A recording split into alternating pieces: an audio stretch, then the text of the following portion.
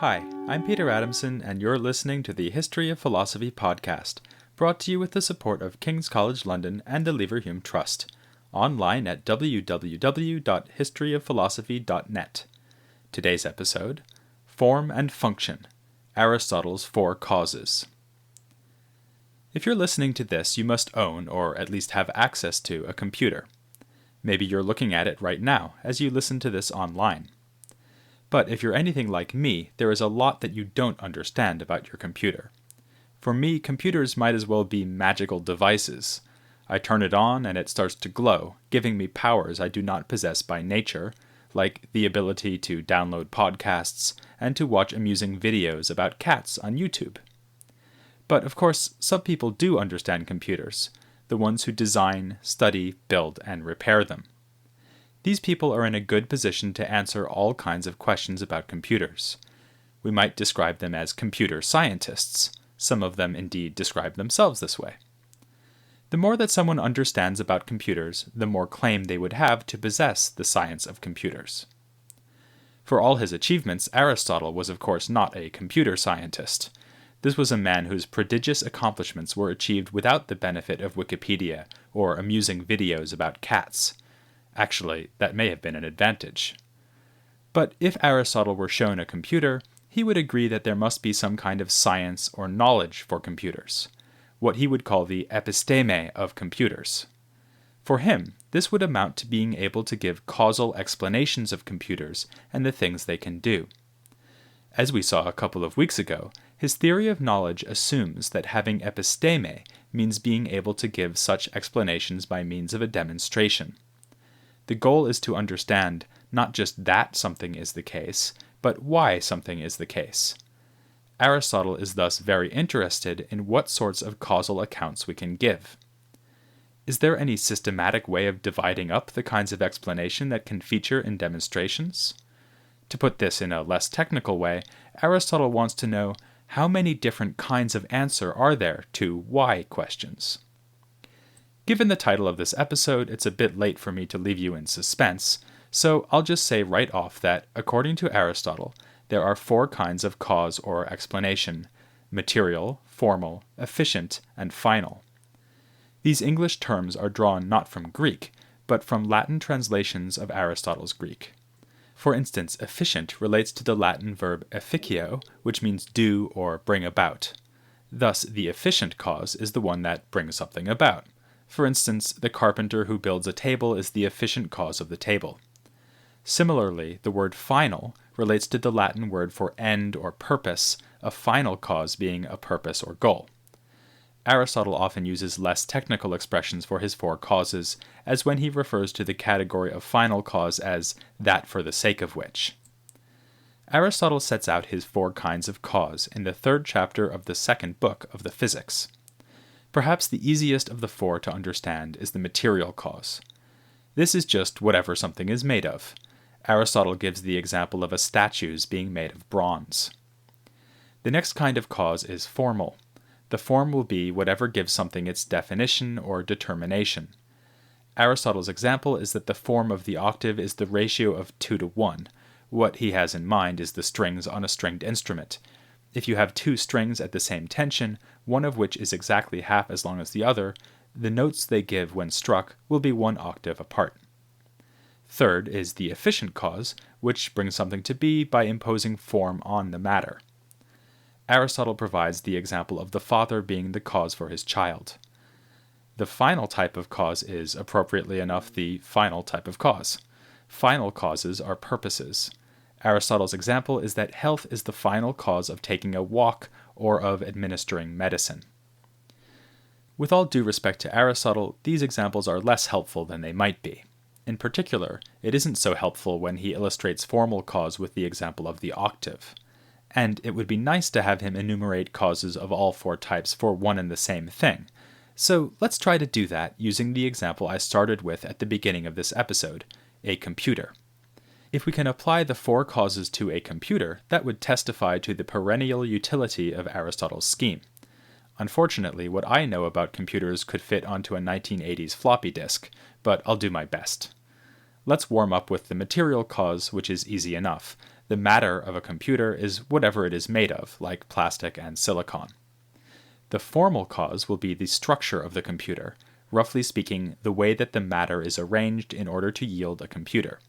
So this might include things like being a certain shape, having the circuits set out in a certain order, the pattern of keys in the keyboard, and so on. But the true form of the computer is going to consist only of the structural elements it needs to be a computer. The fact that the G key is right in the middle of the keyboard will only be incidental because the G key could be moved elsewhere on the keyboard without rendering the device non-functional. To use terminology I introduced last time, the formal cause of a computer is what gives the computer its essential properties, the features it must have if it is to be a computer. So the placement of the G key is not vital, but the computer must be able to process information, for instance. Its ability to do this will derive from its arrangement or form. This is why Aristotle says, in the Physics and elsewhere, that the form of a thing is closely related to its essence. As for the efficient cause, this too is easy to name. It is the person who built the computer, just as the father is the efficient cause of the child. In general, it looks like an efficient cause is whatever comes along and does something, so that something else comes to be. This immediately raises the prospect that eternal things, things that have always existed, cannot have efficient causes. It may not seem that important a point, but philosophers will wrestle with this implication of Aristotle's theory for many centuries in the late ancient and medieval periods, so stay tuned for that. Incidentally, you might worry that your computer wasn't put together by just one mechanic with a screwdriver. Won't the efficient cause be a whole team of people, or perhaps machines in a factory? Well, why not? Aristotle will be happy to admit that many entities sometimes come together to form an efficient cause. Imagine, for instance, a battalion of soldiers pushing their boat out to sea, perhaps one of the ships launched by Helen's beautiful face. They are jointly the efficient cause of the boat's movement into the water. As for the final cause, in the example I just gave, the purpose of launching the ship would be to retrieve Helen from Troy, and the purpose of the computer, of course, is to watch amusing videos about cats on YouTube, and more generally to process and store information. Notice that the final cause is intimately related to the formal cause. The form of a computer is basically whatever allows it to achieve its purpose. This is exactly what we would expect, of course. It amounts to saying that the design of the computer enables it to do what it was designed for. For a full explanation, we can add in the efficient and final cause. An efficient cause, for instance, a human, comes along and formulates a purpose to be achieved, and that's the final cause. This agent then selects some appropriate materials, the material cause, and imposes upon them the form suitable to the task. To give a more Aristotelian example than the computer, a carpenter might impose the form of a table on some wood in order to have something to eat off. The carpenter is the efficient cause, the shape and structure of the table is the formal cause, the wood is the material cause, and having something to eat off is the final cause. Now, I know what you're thinking. Are these all really causes? Of the 4 types Aristotle has named, there is really only one we'd normally describe as a cause, namely efficient cause. For us, causes are pushers and pullers. They are whatever makes something happen, whatever introduces a change in the world. But Aristotle will say, hang on a minute. You might remember from the last episode that to explain change, we need both matter and form. The matter is whatever persists through the change, and the form is whatever is added to or subtracted from the matter. For instance, when a rock is heated, the rock is the matter and heat is the new form. When wood becomes a table, the wood is the matter that remains, and the form of table is added. So, if it's change you're interested in, you will need to agree that matter and form are vital. Moreover, Aristotle can point out that matter and form remain on the scene even after the efficient cause has done its job. The carpenter leaves the workshop and goes to sleep, or perhaps even dies, but the wood is still shaped as a table. You might retort, okay, Aristotle, I grant that it is useful to invoke matter and form when discussing change, but that doesn't make matter and form causes. The cause is the carpenter, or more generally, the efficient cause, the thing which brought about the change. We don't need to talk about causes for a table that is standing still in a quiet workshop. But Aristotle will remind you what we started out trying to do. We were trying to learn how many kinds of answer there are for why questions. Efficient causes do fit the bill. Why is there a table here? Because the carpenter built it. But how about, why does this table have sharp corners? Because the top is square, an answer in terms of formal cause. Or, why is this table flammable? Because it's made of wood, an answer that invokes material cause. Aristotle wants us to see that we can't understand or explain things without invoking their form and matter, as well as their efficient causes. Talking about pushers and pullers will only get you so far. Since you have struggled against Aristotle for this long, you're clearly not easy to please, so even now you will probably want to draw a line in the sand. You're the efficient cause, the sand is the material cause, line is the formal cause. Sorry, once you get going, it's hard to stop. So you'll want to say, okay, Aristotle, I'll grant you 3 of your 4 causes. The carpenter, the wood, the shape of the table, those are all real things out in the world. They have, so to speak, metaphysical respectability. So it's fine to point to them as kinds of cause. But what about the 4th type, the final cause? There are no purposes or goals floating around free in the world. The carpenter might have a goal in mind when he builds the table, like to eat off of it or to make money by selling it. But if this is a cause, it's a cause in a very different sense. We can see this, you will insist, if we think about the difference between a table or a computer on the one hand and something like a giraffe on the other hand. Giraffes too have efficient causes, namely their giraffe fathers. And they have form and matter, as we saw in the last episode. But they do not have final causes. There is no goal or purpose to a giraffe, lovely though she may be. This is a big difference between man-made things and natural things, and the reason for the difference is that the goal of a man-made thing is imposed by the human who makes it. So we don't need to take final causes seriously in the same way as the other 3 kinds. Even if it is useful to talk about them when we're discussing carpentry and the like, final causes just aren't real. Here we've arrived at a notorious aspect of Aristotle's conception of nature. When you say that giraffes don't have purposes, have no final causes, he will firmly disagree. How can you say that a giraffe has no final cause, he will argue, when even the parts of giraffes clearly do have final causes? Aristotle needs only to mention the giraffe's famous neck, which has the purpose of allowing her to eat leaves off tall trees. Or maybe not, I've seen it claimed that the long necks are actually for fighting other giraffes. But I'm a philosopher, so I'm not going to let a few silly facts get in the way of a good example. In fact, if we look through the animal kingdom, we see example after example of animals that are amazingly fit for purpose. The frog with eyes that can look around while the rest of it stays underwater, the lizard whose skin is the same color as its environment, and so on. How can we explain this, Aristotle will ask, without saying that there are really final causes in nature? The parts of animals perform certain functions, such as camouflage, reaching leaves, and watching for enemies. These functions contribute to the overall function of each animal, which is simply to flourish and reproduce so that its species is preserved through the generations. The same goes for plants, and, of course, for humans, who likewise have bewilderingly complex bodies that can only be explained by admitting the presence of final causation. If I may introduce a technical term, we can therefore say that Aristotle's conception of nature is teleological. This word comes from the Greek telos, which means end or purpose. To say that nature is teleological is simply to claim that nature involves final causation. Here, you will be tempted to smile indulgently and say that Aristotle's teleology was plausible in its day, but has ultimately been shown wrong by the theory of evolution. Since Darwin, we know that functional aspects of animals have nothing to do with some kind of natural final causation. They are rather the result of a long process whereby certain features are selected for inheritance, depending on whether or not they are conducive to survival. The apparent design we see in nature is merely apparent. It is actually nothing but randomness constrained by the mechanisms of survival pressure and genetic inheritance. Poor Aristotle, of course, knew nothing of this, so his teleological theory is, quite literally, antiquated.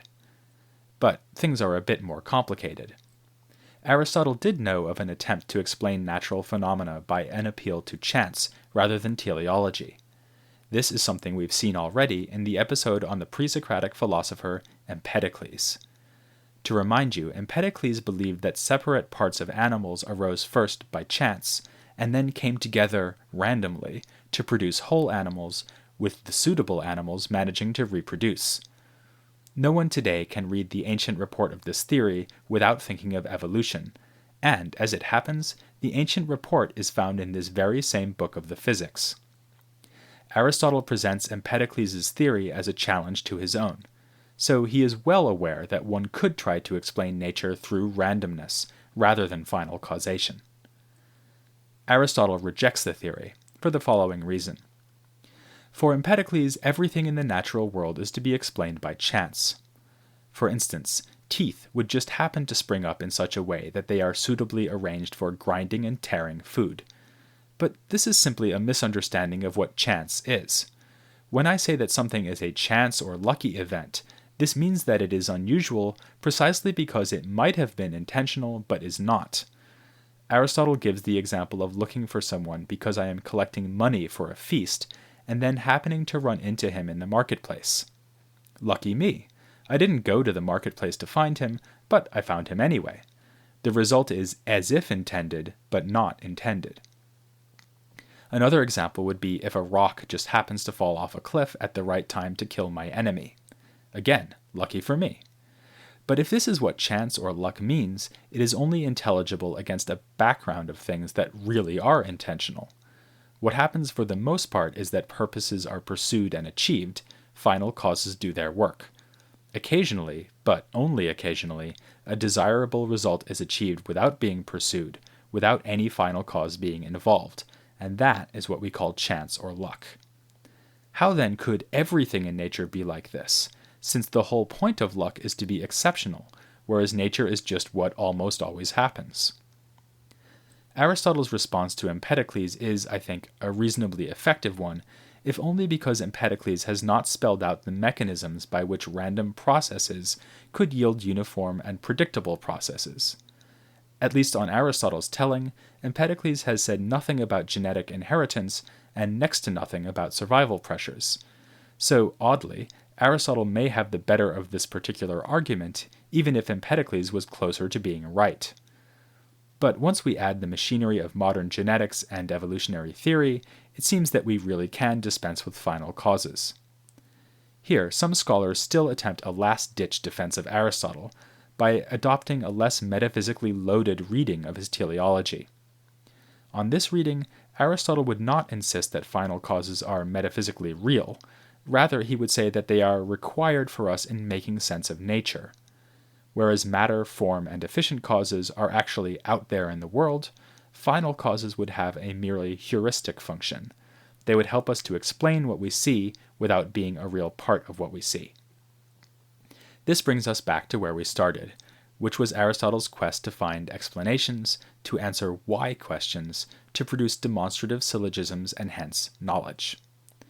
On the less metaphysical reading, Aristotle wants to say only that we can't avoid talking of function and purpose when we investigate nature. This makes his account rather plausible. While accepting evolutionary theory, we still happily speak of giraffes needing long necks in order to reach trees, and chameleons changing color in order to avoid being eaten.